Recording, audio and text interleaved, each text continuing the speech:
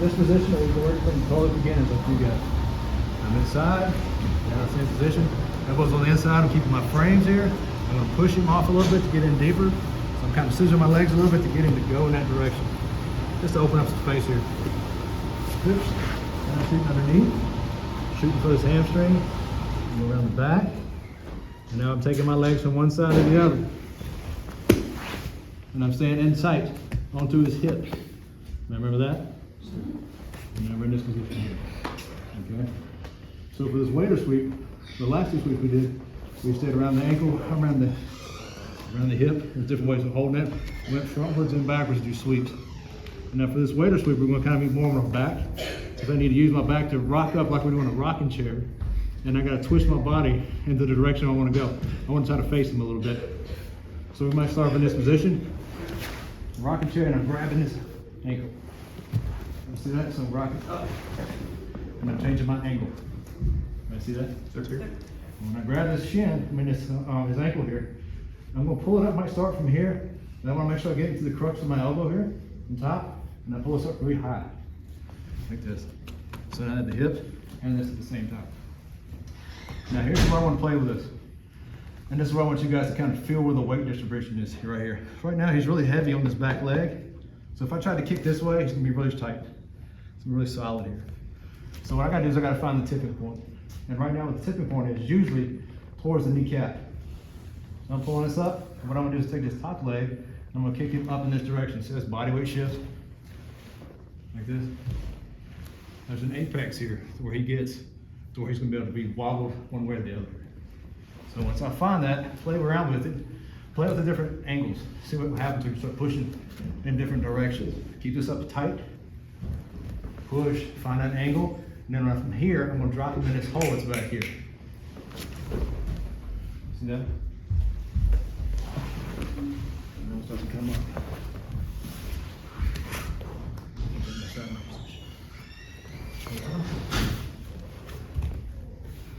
Start in our knee shield position, switch them up a little bit, make some space, shoot in. I'm gonna take my legs from one side to the other. Make sure you don't have a death grip on the leg, okay? It has to be able to spin between your legs. Here. And then when I get ready, what I'm gonna do is I'm gonna pull my knees to my chest and rock like this. So I can do my rocking chair sweep. I go from one angle to the other. Up, and then shift it. So up, shift and hook. And I grab it and I pull it up really high. Like I told you last week, this is why they call it the waiter sweep. Should look like you're holding the waiter tray right here. Okay? Now, here I feel the base. I can't go into him, so I can't just roll into him. So I gotta push in this direction where I have the knee bent to get his weight to move and his hips to move. And there's a tipping point right here where he gets to the top of his balance point here, and then I can roll and then drop him in the space that's in the back. So I push, strut.